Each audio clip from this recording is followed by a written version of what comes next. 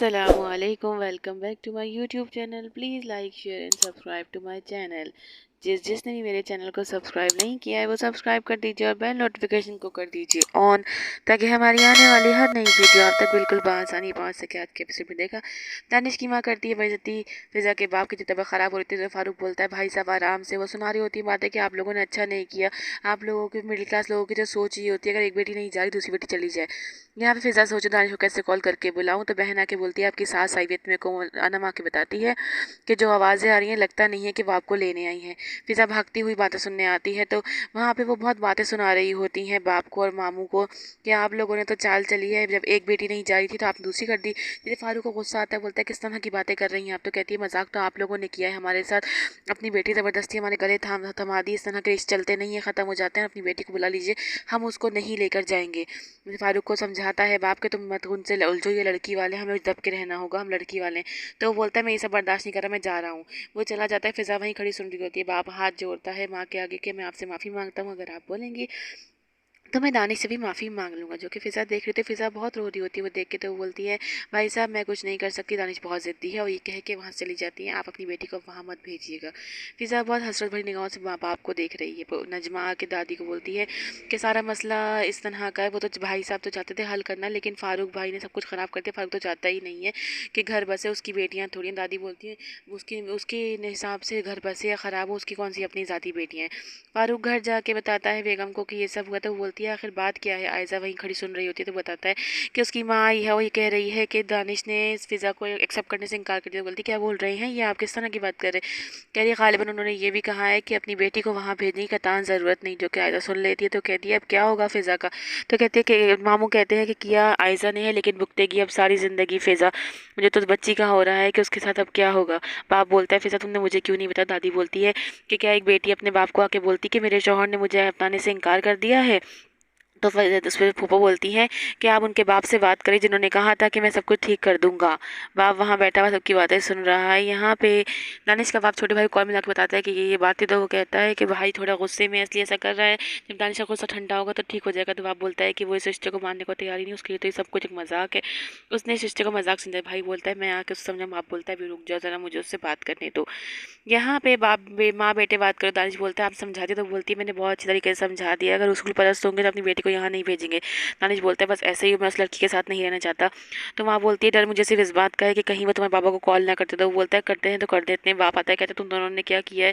तो दानिश खुद ही से बोल पड़ता है कि मैंने भेजा था। अम्मी को कहता है कहाँ भेजा था तुमने तुम्हारी माँ को, कहाँ गई थी, कहीं तुम लईक भाई के घर तो नहीं चली गई थी। एकदम माँ खड़ी हो जाती है। वो कहता है हाँ मैंने भेजा था, अब मैंने कहलवा दिया कि अपनी बेटी को यहाँ ना भेजे, मकसद नहीं आना चाहता। तो वो एकदम से कहता है तुम लोगों ने बहुत गलत किया है, तुम लोगों को ऐसा नहीं करना चाहिए। अगर तुम फ़िज़ा को लेकर तुम्हारी बेगम को लेकर इस घर में नहीं आए तुम निकल जाना, मैं तुम्हें आग कर दूंगा अपनी जायदाद से।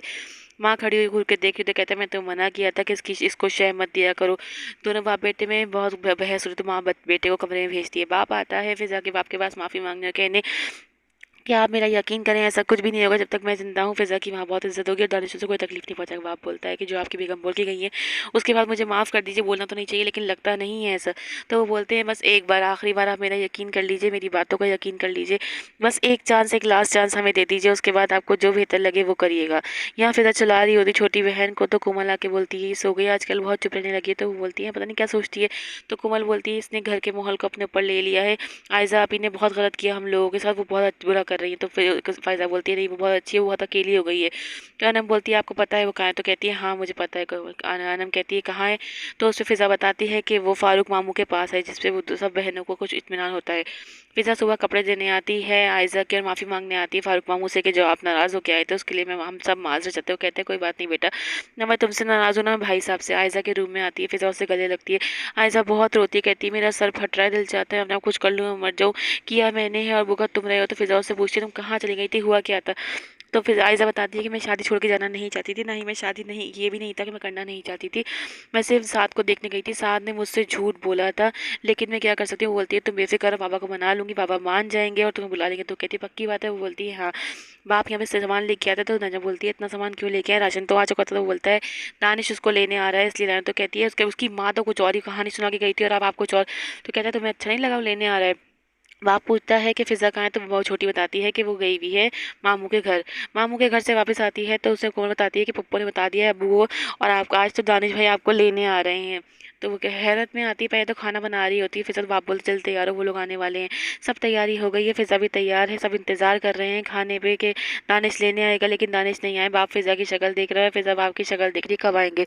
सब बहनें वहनें सब यहाँ तैयार बैठे हैं कि वो आएंगे। बाप यहाँ पे दानिश का बाप इंतजार कर रहा है कि वो लेकर आएगा। इतने में दानिश घर आता है तो बाप बोलता है कब से फ़ोन कर रहा था, कहाँ थे तुम? तो वो बोलता है ऑफिस में था।